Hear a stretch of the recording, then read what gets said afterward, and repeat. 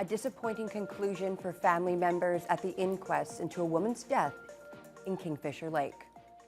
Good evening and thank you for joining us. A jury has not assigned blame in the 2017 death of Ruth Ann Quequish. That was the determination this afternoon after 22 witnesses spoke at the inquest over 3 weeks. Quequish died after she attended Kingfisher Lake First Nations nursing station.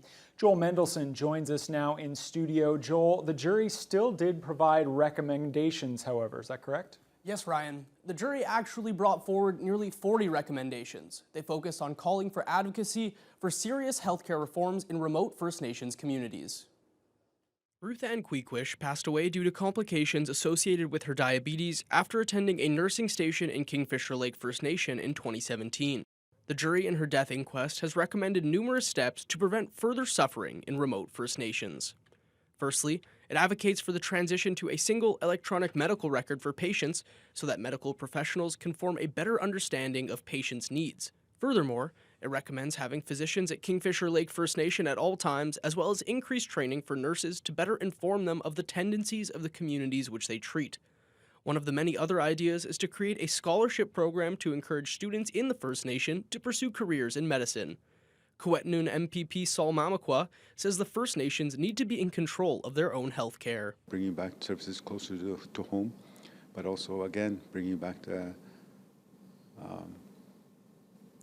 power and the authority back to the First Nations. Let them decide.